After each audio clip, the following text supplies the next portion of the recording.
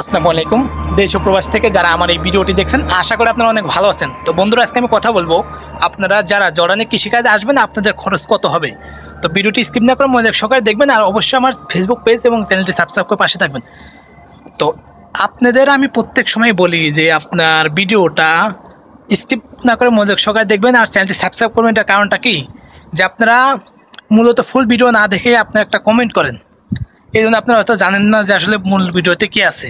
হয়তো আপনার 4-5 মিনিট সময় নষ্ট হতে পারে, কিন্তু আপনার যদি পুরো তথ্য না জেনে আপনি বিদেশে আসেন তাহলে কিন্তু আপনার অনেক ধরনের ক্ষতি হতে পারে।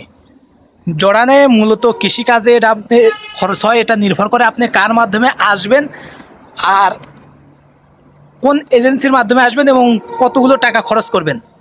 তাও আমি একটা আইডিয়া দিতে পারি। সবচেয়ে জর্ডানে যেগুলো কাজে খরচ হয় ফ্রি ভিসা এবং কৃষিকাজে, এই সেক্টরে জর্ডানে সবচেয়ে বেশি খরচ হয় আপনার আনুমানিক বাংলাদেশের টাকায় আপনার 3 থেকে 4 লক্ষ টাকারও বেশি খরচ হয়। এরা যারা এখনও আছে, আমার অনেকেই আমার জানাশোনা আছে এবং অনেকেই আমি দেখছি আইসি রিসেন্টলি। তো কৃষিকাজে জর্ডানে আসলে পরে খরচ অনেক বেশি। কারণটা কি, যে জর্ডানে আপনি কৃষিকাজে কিন্তু কোনো প্র্যাকটিক্যাল কোনো কিছু শেখা লাগে না। এটা যে কেউ হয়তো পারে, আপনারা কেউ মাইন্ড করবেন না এইভাবে না আমি কোনো কৃষক বা কোনো কাউকে ছোটো করছে। আমি নিজেও কিন্তু কৃষকের ছেলে এবং আমার ভাইও কৃষক এবং আমিও বাংলাদেশের কৃষিকাজই করতাম। তো আপনারা যদি এই কাজে আসেন আপনাদের বেতন কিন্তু মাশাআল্লাহ আমাদের থেকেও বেশি হবে। আপনার কৃষিকাজে বর্তমানে যারা বাংলাদেশ থেকে জর্ডানে আসবেন বেতন হবে আপনার 300 থেকে 320 জেডি বা 450 হতে পারে। এটা আপনার কাজের ধরনের হিসাবে এবং আপনি কীরকম কাজ পারেন কাজের অভিজ্ঞতার উপরে। মানে কেউ আছে না, আপনার রোদে থাকতে পারে। জর্ডানে কিন্তু অত্যন্ত রোদ, মানে অত্যন্ত গরম এবং রোদের যে ভোল্টেজ এটা কিন্তু অনেক বেশি অন্য দেশ থেকে। তো আপনারা যদি রেগুলারভাবে ভালো কাজ করতে পারেন তাহলে হয়তো আপনার বেতন আরও বেশি হবে, কিন্তু আপনি আনুমানিক ধরে রাখতে পারেন বাংলাদেশি টাকায় 40 থেকে 45,000 টাকায় বেতন পাবেন। অবশ্যই এটা কমন যদি আসতে পারেন।